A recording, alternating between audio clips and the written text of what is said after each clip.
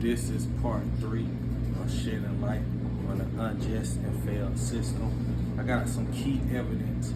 Now I told y'all in either part 1 or part 2, don't just take my word. I went to the Polk County Courthouse yesterday and only was able to attain certain stuff. I'm still got to do more research and everything to get more of my documents. But in part 3, you will see some key elements. Like I said,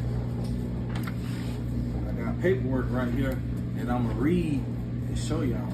I'm also using my wife as an example and show you her in the report, and I'm gonna show you your average washing machine. I also was at a laundromat washing clothes, but that's not your average washing machine. Now, right now my wife is recording. She's sitting on top of the washing machine. Now I'm gonna get the camera and show y'all, and then I'm gonna read the report. As you can see, right here, this is me. That's my wife sitting on the washing machine. Now in the report, it said that I had sex with the victim on the washing machine. Right now I'm 5'8". This was 2007. As you can see, coming up, I am nowhere. I'm down here. My crouch is way down here. Even if I stand on my tippy toes, how am I able to have sex with somebody on a washing machine? Now, I'm finna tell you. Now, as you can see, like I said, she's on top of the washing machine. Now I'm finna get her back the camera so she can record. I gotta pick up my paperwork because it failed.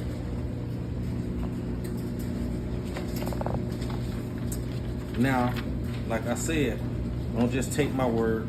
I have paperwork to show.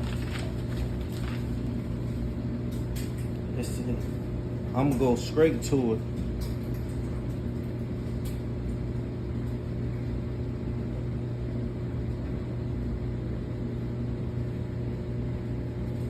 I'm gonna tell you what the victim said. The victim stated that the suspect repeatedly told her to trust him, and the suspect gave her a condom and told her he would not do anything to her because he always used protection. The victim stated the suspect, which is me, took her pants off and put his penis into her mouth and vagina, which that was a lie. My deal was to plead guilty to one charge and they would drop the other one. She only admitted that she lied about one. That was the oral sex. Like I said in the other part of the video that I made, either part 1 or part 2, they had DNA in my case. They threw it out, and that from medical exam and pictures, her hymen, which her vagina, was never broke or touched. The victim stated the suspect did not use the condom and ejaculated either inside or onto her vagina. Okay, if I did not use a condom and I had sex with this person on top of a washing machine, and she said, it's not me, this is her word, that I ejaculated into her vagina. Like I said, in the sex case, DNA is key evidence. They threw the DNA out. Also, if I ejaculated into her vagina, like I said, it's all public records. Her vagina, her hymen, was never broke. She still was a virgin. She never got touched. So she lied about everything. And plus, why didn't they get no DNA off the washing machine or in the washing room? Okay, now let me say that again. The victim stated she told the suspect to stop several times and tried to push him away from her, but he refused and continued to penetrate her. Victim stated she and the suspect then left the laundry room and stood in front of her house for several minutes. All this is a lie. All this is a lie. Like I just showed you. I'm 5'8" now. At the time, I was not this tall. As you can see on the video, with me and my wife, it is impossible. Even with my wife sitting on the edge of the washing machine, and me standing on my tippy toes, it is impossible to have sex on top of a washing machine. Even with me as this height, it is impossible. Okay? How I penetrated in you if your vagina was never touched. It was never touched. There's so much bull crap behind this and everything that, you know, I don't see how a jury found me guilty. Well, I could tell you the truth. I could see how a jury found me guilty, like I said, based on my confession. Yes, they threatened me, told me this, and told me that. But I never messed with this female.